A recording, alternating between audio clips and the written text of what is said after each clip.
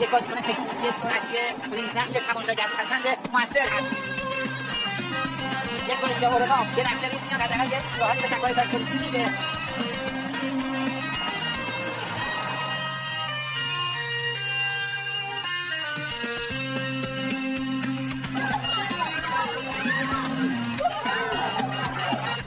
اورنا که میخواد برمی‌داره. اورنا ارسالش مقابل دروازه. یک سوم دفاعی اورنا.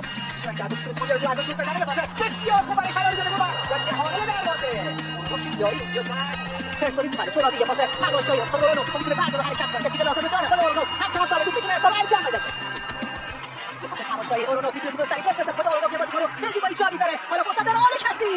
توپ رو بیرون زد.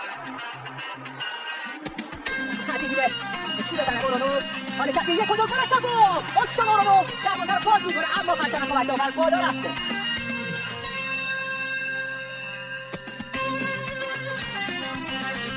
یه بار دیگه کنادی حالا خوش کنم یک گل انجام شد. یک سر بعد توی دروازه اورنا پاس گلزنی هم باز میشه. استاد اورنا جلو میاد کنادی حالا شکست خیلی اورنا و گل. یه سوپر گل از اورنا آورد توپ به این شکل ساخته و پرداخته کرد. استاد اورنا بزن اورنا حتی اورنا توی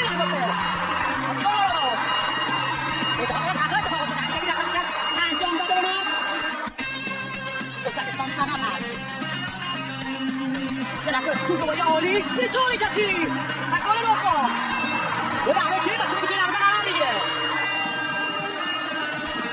نگاه کنید شرکت توی هم بکنید حرکت هم محمد دیگر رو بودن میزنه خوش محبته اونو یه جایی خطا بکن گل در هم سوستابی به دست میاد برای تیم پرسپولیس. نگاه میرزه که مرحله یه پاسه خوش مدافعی رو میتونه اونو بسترده اما که محمد فرصت و گل دوم برای پرسپولیس باز هم تصمیمی جز اصلا آرانو در مزد این حرکت قرار داره. سرعت تیم کننده بود ماریسا دانیال اسماعیلی فر یه موقعیت یه ضربه برمیگرده زیر پای